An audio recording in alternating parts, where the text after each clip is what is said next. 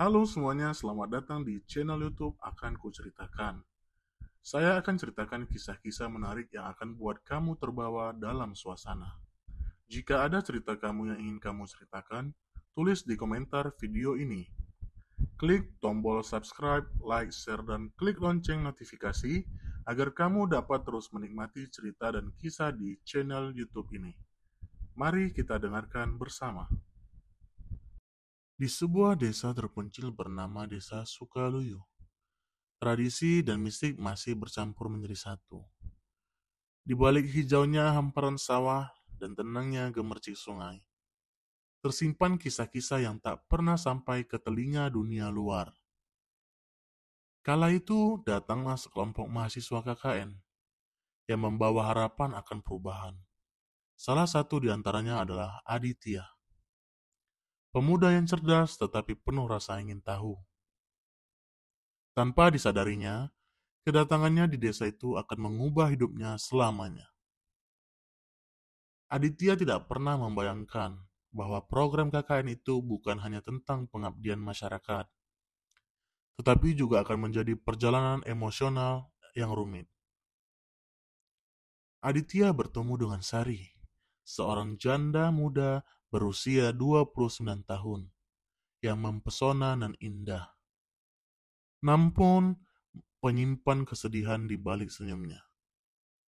Pertemuan mereka yang seharusnya biasa saja justru membuka pintu pada kisah yang rumit dan penuh dilema.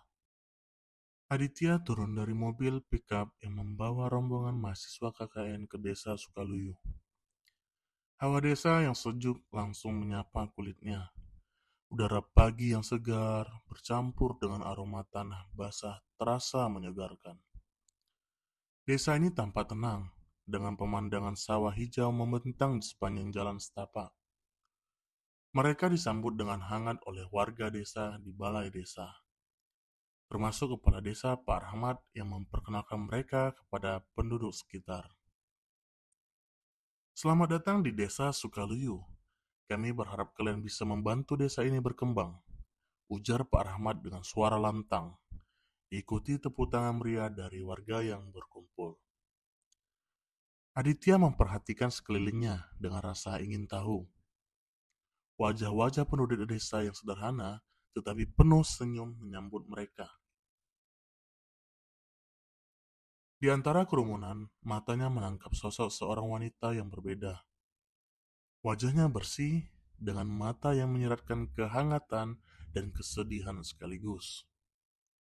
Wanita itu berdiri agak jauh, memperhatikan dari kejauhan dengan pandangan penuh misteri. Dia siapa ya, Pak? Tanya Aditya pada Pak Rahmat. Oh, itu Bu Sari. Dia salah satu warga sini, janda muda. Suaminya meninggal beberapa tahun lalu karena kecelakaan. Jawab Pak Rahmat dengan nada rendah sambil menghela napas. Aditya mengangguk, tetapi pandangannya masih tertuju pada wanita itu. Ada sesuatu yang membuatnya penasaran, tetapi dia tidak ingin terlalu mencolok di depan warga lainnya. Setelah acara penyambutan, para mahasiswa dibagi tempat tinggal. Aditya bersama dua temannya, Bayu dan Randy, ditempatkan di rumah Busari. Saat mereka tiba di rumahnya, Busari menyambut mereka dengan ramah. Wanita itu berdiri di depan pintu, mengenakan kain batik sederhana dan baju kebaya yang membuatnya terlihat anggun meski tanpa banyak hiasan. Selamat datang, Mas-mas. Semoga betah di sini ya. Kalau butuh apa-apa, jangan sungkan bilang ke saya. Ucapnya sambil menyuguhkan teh panas dan pisang goreng. Rumah Busari sederhana, tetapi bersih dan terawat. Lantainya terbuat dari kayu yang dipoles mengkilap, dan dindingnya dihiasi kain tenun tradisional. Aroma harum pandan dari dapur menambah kesan hangat di rumah itu. Rumahnya nyaman banget ya, Bu. Terima kasih sudah mau menerima kami tinggal di sini, kata Aditya sambil tersenyum sopan. Pusari hanya mengangguk, tatapannya pada Aditya seolah mencoba membaca karakter pemuda itu. Malam pertama di rumah itu, Aditya tidak bisa tidur. Dia berdiri di depan jendela kamarnya, memandang keluar ke arah langit desa yang berbintang. Pikirannya terus melayang pada sosok Bu Sari, wanita yang baru saja dikenalnya tetapi sudah mengundang rasa ingin tahunya. Keesokan harinya, mereka memulai kegiatan KKN. Aditya bersama timnya membantu warga desa membersihkan saluran irigasi. Saat bekerja, Aditya kembali melihat Bu Sari dari kejauhan. Wanita itu sedang menjemur pakaian di halaman rumahnya. Meski sederhana, ada sesuatu dalam gerak-geriknya yang membuat Aditya terus memperhatikannya. Sore harinya saat kembali ke rumah, Aditya memutuskan untuk berbincang dengan Bu Sari. Dia mendekatinya yang sedang menyapu halaman. Bu Sari, boleh saya bantu? Tanyanya sambil mengambil sapu dari tangan Bu Sari. Oh, gak usah mas. Kamu pasti sudah capek setelah kerja bakti tadi pagi, jawab Bu Sari sambil tersenyum kecil. Justru ini refreshing, Bu. Lagi pula saya nggak bisa diam kalau dilihat orang kerja sendirian, kata Aditya dengan nada bercanda. Bu Sari terkekeh pelan. Kamu anak yang baik, Mas Aditya. Jarang sekali ada mahasiswa yang mau benar-benar membantu seperti ini. Percakapan ringan itu menjadi awal keakraban mereka. Hari demi hari, Aditya sering membantu Bu Sari di rumah, dari menimba air hingga membersihkan pekarangan. Meski hanya pekerjaan kecil, momen-momen itu membuat mereka semakin dekat. Aditya mulai mengenal lebih banyak tentang Bu Sari, tentang masa lalunya, dan tentang kesulitan yang dihadapi sebagai seorang janda di desa kecil yang penuh dengan pandangan tradisional. Namun, kedekatan mereka tidak luput dari perhatian warga desa. Beberapa tetangga mulai memperhatikan interaksi mereka yang semakin intens. Bisik-bisik mulai terdengar, tetapi Aditya tidak terlalu memperdulikannya. Baginya, Bu Sari adalah seorang teman sekaligus sosok yang patut dihormati. Namun, di lubuk hatinya dia mulai merasakan sesuatu yang lebih dari sekedar rasa hormat. Malam itu, sebelum tidur, Aditya kembali memandang keluar jendela. Suara jangkrik dan angin malam menemani pikirannya yang berkecamuk. Dalam hatinya, dia bertanya-tanya, apakah perasaannya pada Bu Sari benar-benar hanya simpati, atau mungkin lebih dari itu? Hari-hari berlalu, dan kedekatan Aditya dengan Bu Sari semakin nyata. Aditya sering menghabiskan waktu di rumah, membantu Bu Sari di dapur, atau sekedar berbincang di beranda saat malam tiba. Namun, momen-momen manis itu mulai terganggu oleh telepon-telepon dari kekasihnya Aditya, yaitu Nia yang tinggal jauh dari perdesaan atau tepatnya di kota. Suatu malam saat Aditya sedang duduk di ruangan tamu bersama Bu Sari, ponselnya berdering. Nama Nia tertera di layar. Dia sedikit gelisah dengan menjawab panggilan itu. Halo sayang, sapa Aditya dengan nada tenang mungkin. Adit, kok kamu susah sih dihubungi? Aku kan cuma mau tahu kabar kamu. Suara Nia terdengar lembut, tapi ada protes di dalamnya. Maaf ya, tadi aku sibuk kerja bakti sama warga di sini. Aku baik-baik aja kok, jawab Aditya sambil melirik Bu Sari yang sedang sibuk merapikan meja. Kamu nggak lupa kan sama aku? Kadang aku ngerasa kayak kamu terlalu asik di sana sampai kamu lupa sama kita, kata Nia lagi. Kali ini dengan nada yang lebih serius. Aditya menarik napas panjang. Nia, aku di sini buat tugas KKN. Kamu tahu itu. Tapi aku nggak pernah lupa sama kamu. Percakapan itu berakhir dengan janji Aditya untuk lebih sering menghubungi Nia. Namun setelah menutup telepon, pikirannya justru dipenuhi oleh wajah Bu Sari yang tersenyum padanya tadi. Dia merasa bersalah, tetapi juga bingung dengan apa yang dirasakannya. Hubungan mereka semakin rumit ketika suatu hari, saat membantu Bu Sari menjemur padi di halaman. Bu Sari secara halus mulai menunjukkan sikap menggoda. Dia berdiri lebih dekat dari biasanya. Tangannya tak sengaja menyentuh lengan Aditya. Mas Aditya, kamu ini benar-benar berbeda ya dari mahasiswa lain. Ucap Bu Sari sambil tersenyum tipis. Rasanya nyaman punya kamu di sini. Aditya terdiam sejenak. Hatinya bergetar mendengar ucapan itu. Tetapi dia tahu ada batas yang tidak boleh dilewati. Bu, saya juga senang bisa tinggal di sini. Rasanya seperti rumah sendiri. Namun, di dalam hatinya, Aditya mulai merasakan pergulatan batin yang lebih dalam. Hubungan dengan Nia terasa semakin jauh, sementara kehadiran Bu Sari menjadi lebih kuat. Dia mulai mempertanyakan apa yang sebenarnya dia inginkan, dan apakah dia siap menghadapi konsekuensi dari perasaan yang mulai tumbuh untuk Ibu Sari. Malam harinya, saat suasana sunyi, Bu Sari mendekati Aditya yang sedang duduk di beranda. Mas, kalau boleh jujur, saya takut dengan apa yang orang-orang desa pikirkan tentang kita, katanya pelan. Bu, saya nggak peduli dengan apa kata orang. Yang penting, saya di sini mau bantu dan hormat sama ibu, jawab Aditya dengan nada tegas. Namun, pandangannya yang menatap lembut Busari menceritakan hal lain. Busari menghela nafas panjang. Kadang saya berharap kamu nggak perlu pergi setelah KKN selesai. Tapi saya tahu kamu punya hidup sendiri di luar sana. Aditya hanya terdiam. Kata-kata itu menggantung di udara, menambah kerumitan yang sudah ada. Dalam pikirannya, dia terjebak antara cinta lama yang jauh dan perasaan baru yang tumbuh di tengah desiran angin malam desa Sukaluyu. Kedekatan Aditya dan Busari mulai menarik perhatian warga desa. Beberapa orang mulai berbisik, dan ada yang terang-terangan memperingatkan Aditya. Salah satu temannya, Bayu, yang juga satu tim KKN dengannya, mulai khawatir dengan apa yang terjadi. Suatu malam, saat Aditya duduk di beranda bersama Bayu dan Randy, Bayu membuka percakapan serius. Dit, gue tahu lo suka sama Bu Sari, katanya sambil memandang Aditya dengan tajam. Aditya tertegun. Maksud lo apa? Gue cuma hormat sama dia. Dia orang yang baik. Bayu menggeleng pelan. Lo nggak sadar, Dit. Warga sini mulai ngomongin kalian loh.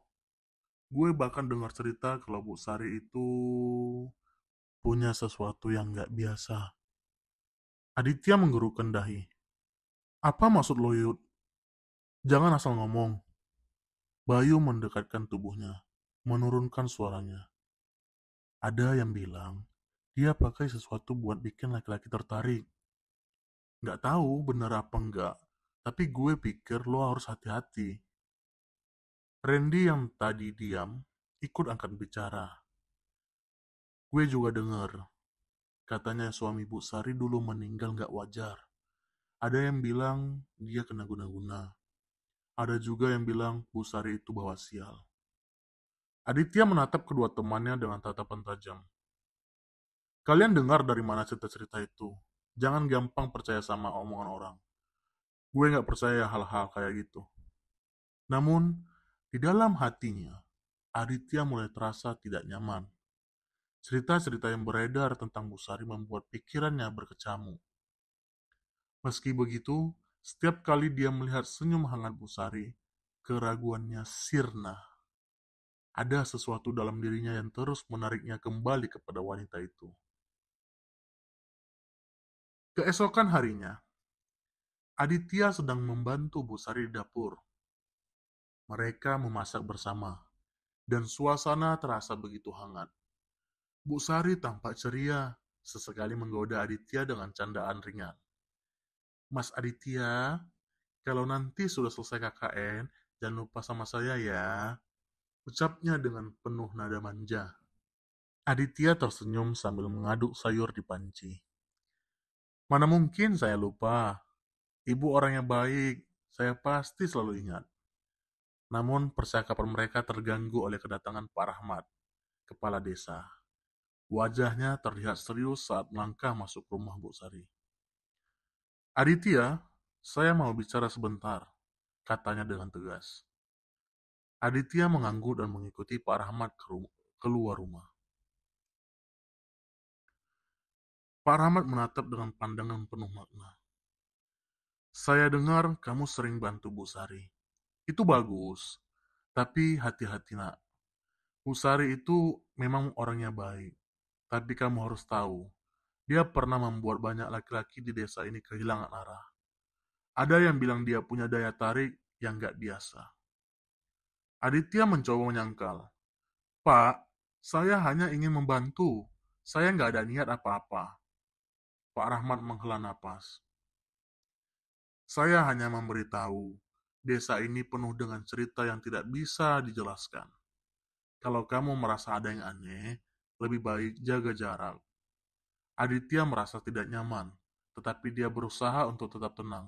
Setelah Pak Rahmat pergi, dia kembali ke dalam rumah dengan pikiran yang penuh tanda tanya. Malam itu Aditya tidak bisa tidur. Kata-kata Bayu, Randy, dan Pak Rahmat terus terngiang di pikirannya. Dia masih memandangi wajah Bu Sari dari kejauhan, yang sedang menyiapkan tempat tidurnya. Wanita itu terlihat begitu tulus dan lembut, tetapi cerita-cerita yang dia dengar membuatnya mulai meragukan segalanya.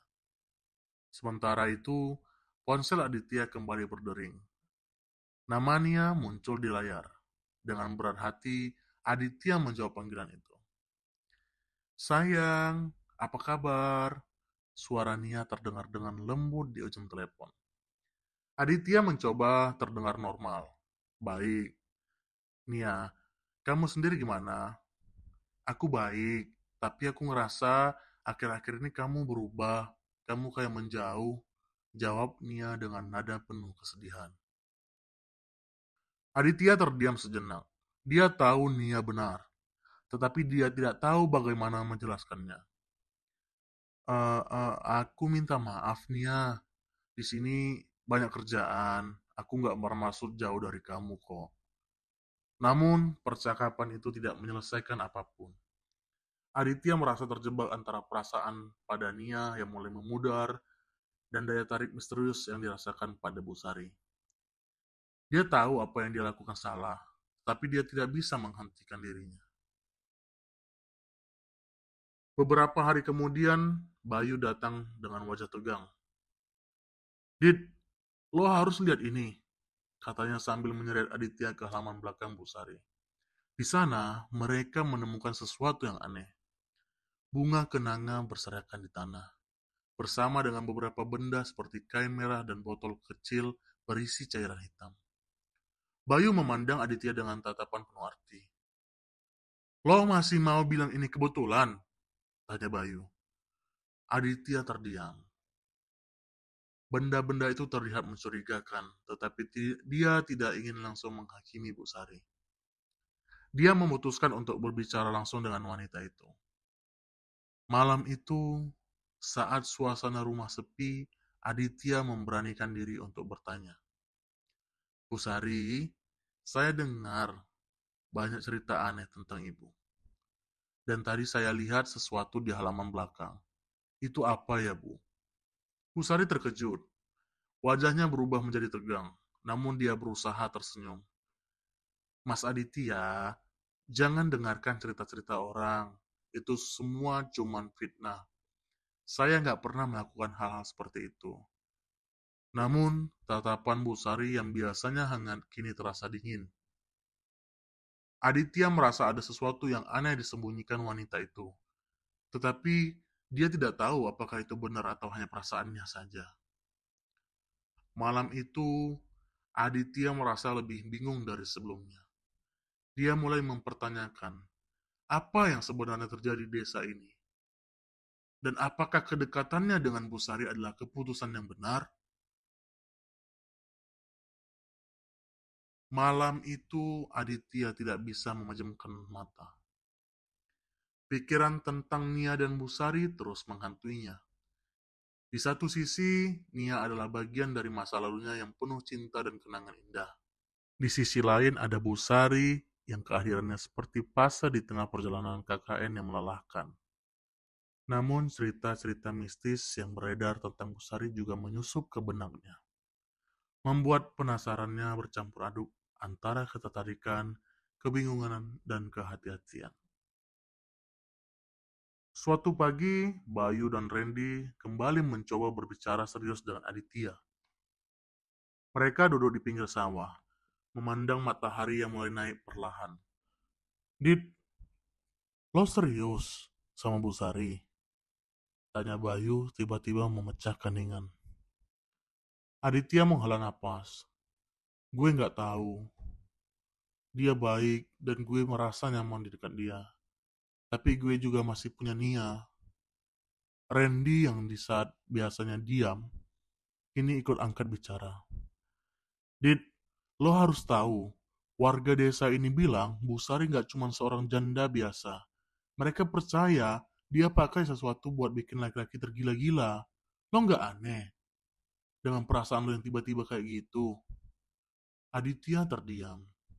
Dia ingin menyangkal, tapi dalam hati kecilnya dia tahu bahwa ada sesuatu yang tidak biasa dalam kedekatannya dengan Bu Sari. Tapi, apakah itu karena daya tarik alami wanita itu, atau memang ada hal mistis seperti yang dikatakan teman-temannya? Gue nggak peduli sama omongan orang. Bu Sari nggak pernah kelihatan jahat. Gue yakin dia cuman korban fitnah.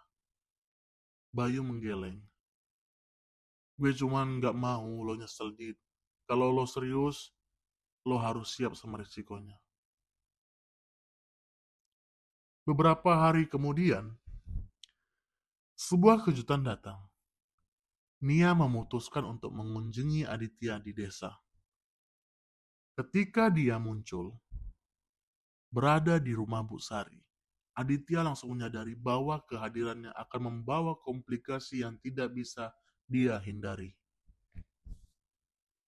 Sayang, seru Nia sambil melambaikan tangan. Wajahnya penuh kebahagiaan, tidak menyadari pada emosi yang bergejolak di dalam hati Aditya. Nia, kok kamu kesini? Tanya Aditya, terkejut tetapi berusaha menyembunyikan kegugupannya. Aku kangen, Dit. Aku ingin lihat kamu langsung. Aku juga penasaran sama tempat kamu KKN, jawab Nia sambil memeluknya. Bu Sari yang sedang menyapu halaman melihat adegan itu dari kejauhan. Wajahnya tetap tenang, tetapi ada kilatan rasa kehilangan di matanya. Saat Nia masuk ke rumah, Bu Sari menyambutnya dengan ramah, meskipun ada ketegangan yang terasa di udara. Selamat datang, Mbak Nia. Saya Bu Sari. Saya jadi tuan rumah Aditya di sini. Ucap Bu Sari sambil tersenyum tipis. Nia membalas senyumannya, tetapi tatapan matanya mencoba membaca siapa sebenarnya wanita ini. Dia merasa ada sesuatu yang tidak biasa di dalam hubungan Aditya dengan Bu Sari, meskipun dia tidak mengatakan apa-apa. Malam itu setelah Nia tidur, Aditya duduk di beranda bersama Bu Sari. Angin malam berhembus pelan, membawa keheningan penuh dengan ketegangan. Mas Aditya, ucap Bu Sari pelan.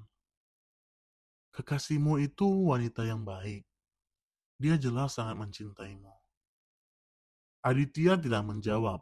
Dia hanya menatap ke arah gelap. Pikirannya kacau. Tapi saya tahu hati manusia itu tidak sederhana, lanjut Bu Sari. Saya bisa merasakan bahwa ada bagian dari dirimu yang ingin tinggal di sini bersama saya.